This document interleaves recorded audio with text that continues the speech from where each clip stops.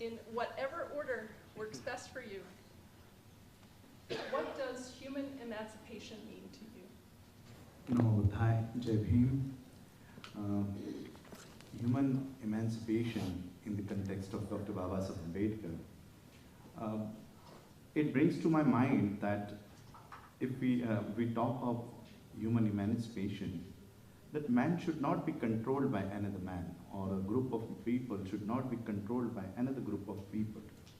When in India the fight for freedom was going on, the main motto of the fight, main message of the fight for independence was that one country should not be controlled by another country.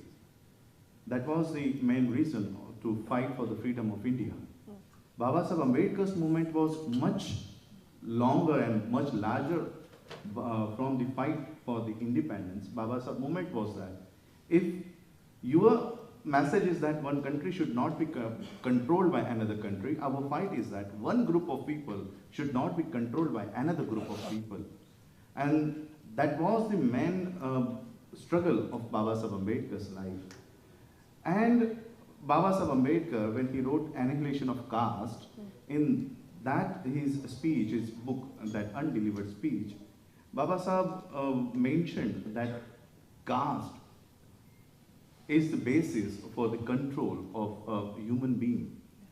So he guided that human emancipation, for human emancipation, we need to destroy the caste system from India.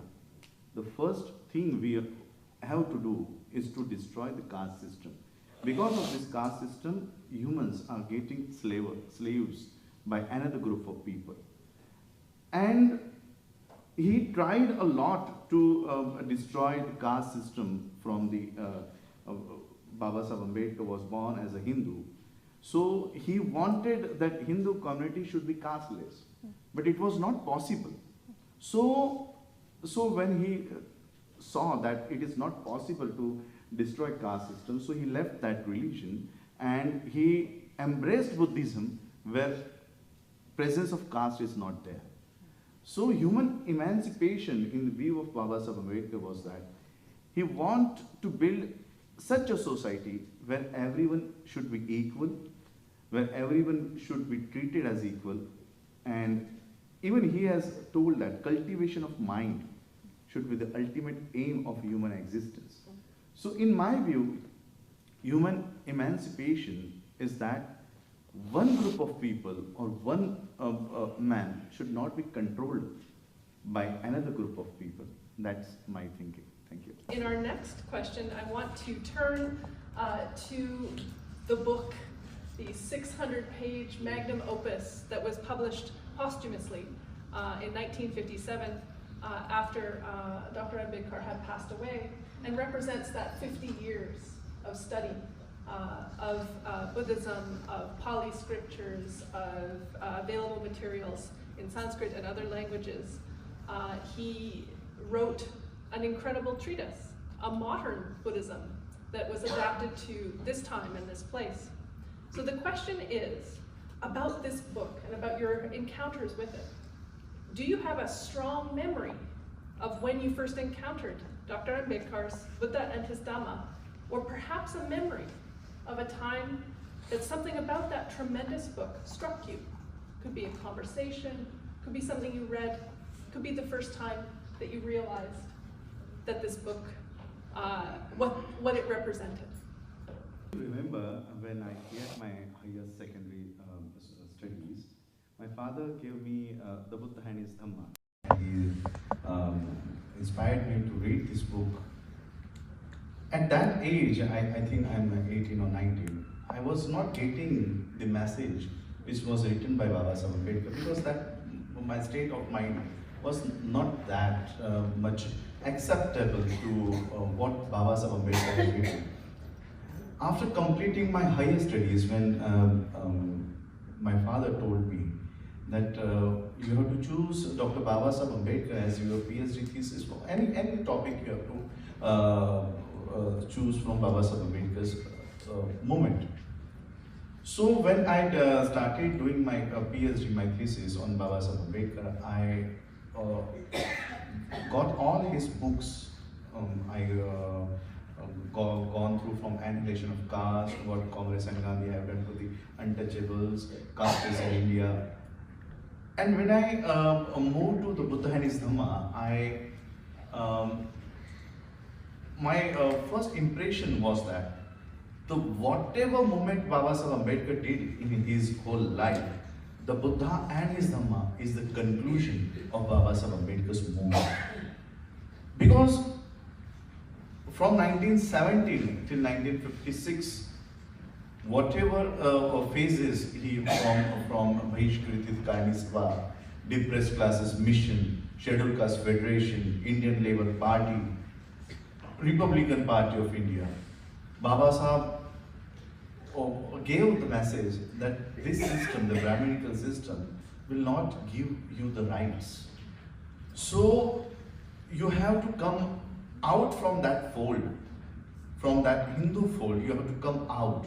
And when you enter this Buddhist fold, you have to understand the basic teachings of Buddha. Without understanding the basic teachings of Buddha, you cannot enter into a new fold. So the whole Buddha and his Dhamma, it is purely based on scientific teachings of Buddha and moral teachings of Buddha. Baba Saheb Ambedkar, it is the widely researched document of Baba Saheb Ambedkar's life. The Constitution of India was written in 2 years, 11 months and 18 days. But the Buddha and his Dhamma, Baba Saheb Ambedkar took 5.5 years to write this book. Even at his last breath, he was not making his will. He was writing the preface of Buddha and his Dhamma. He was worried that after me, my people should follow Buddhism on right track and right path. And Buddha and his Dhamma, not only Baba Saheb Ambedkar's followers, the whole India, and not only India, every Buddhist country must read Buddha and his Dhamma from the perspective of Baba Saheb Ambedkar. What Buddhism, what social message Buddha has given. Because what in the year 1954, when Baba Saheb Ambedkar at the conference of World Fellowship of Buddhists, he emphasized that Buddha has not only taught meditation, Abhidhamma or Tripitaka, what we have given. Buddha has also given social message. Buddha has also given message based on morality. So what is the message of social justice? What is the message of morality? That answer is the Buddha and his Dhamma.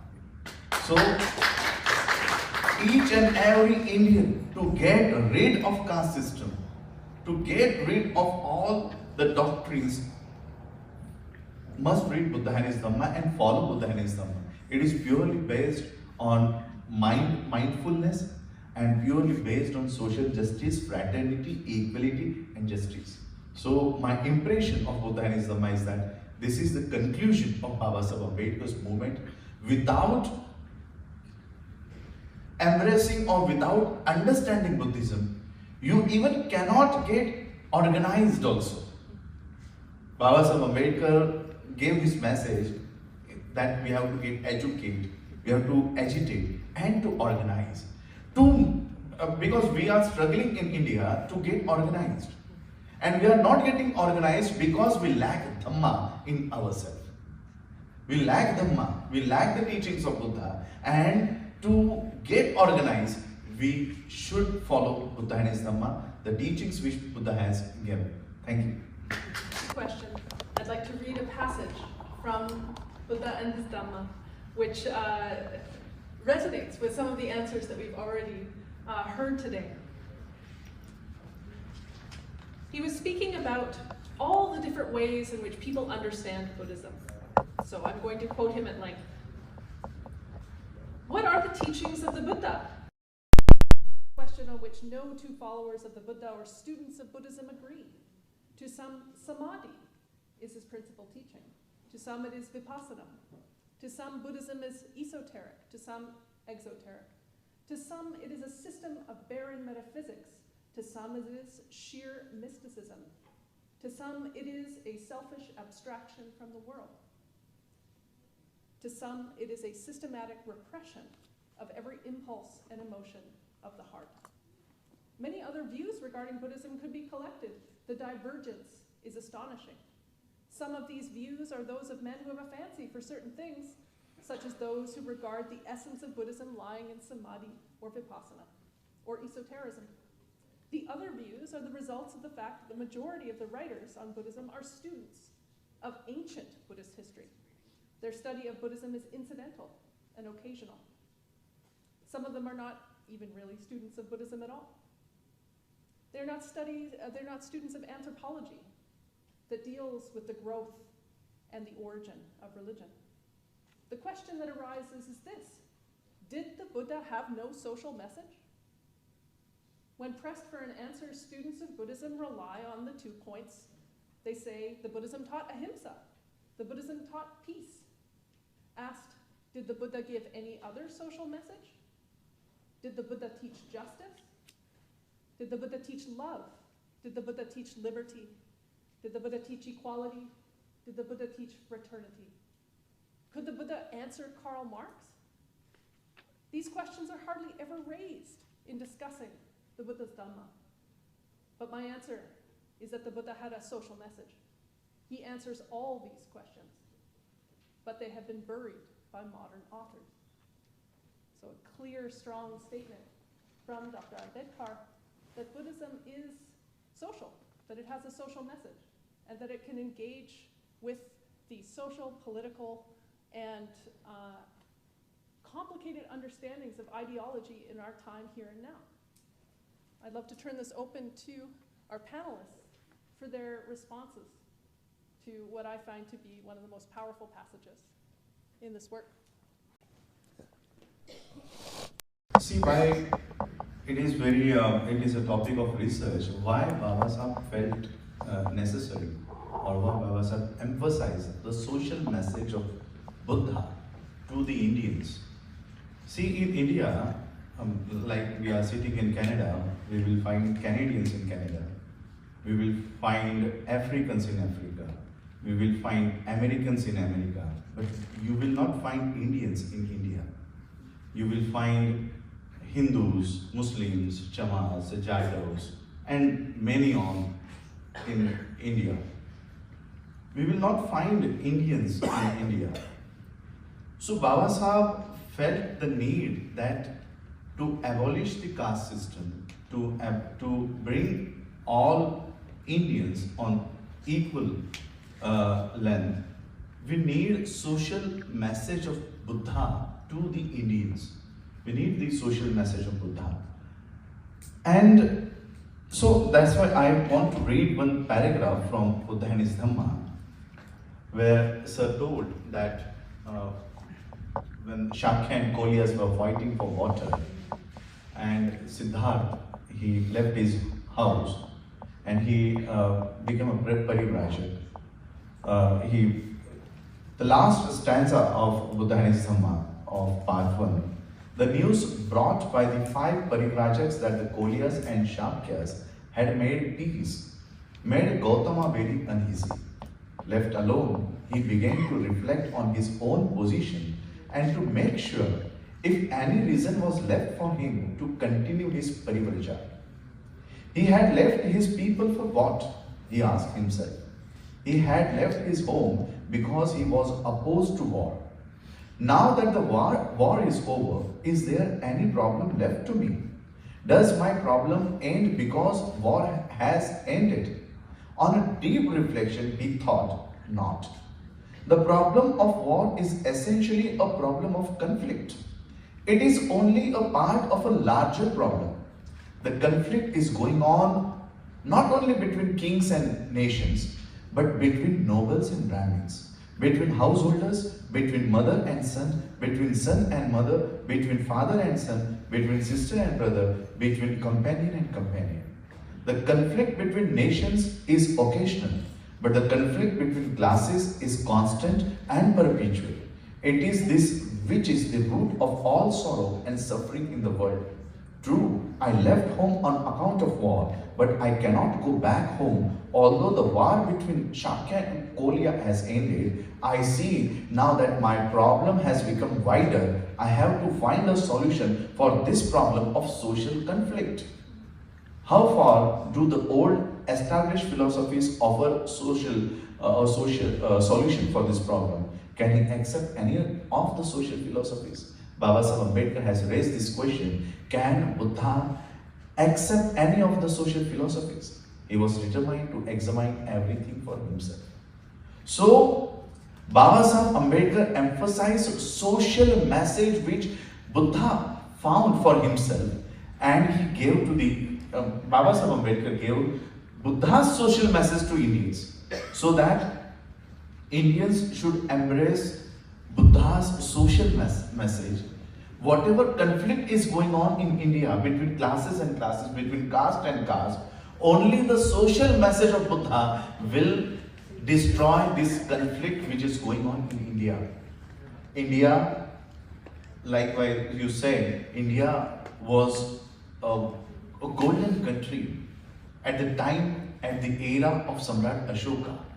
Samrat Ashoka and till the 10 kings who ruled India, it was the golden days which India saw. And in this era, the caste system was fully destroyed.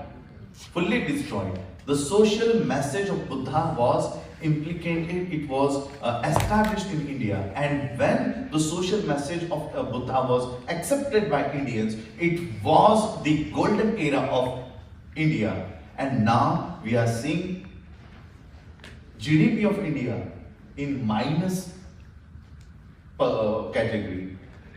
We are seeing unemployment, we are seeing rapes, we are seeing corruptions. It is only because the social message of Buddha is lost from the country where Buddha has given his message.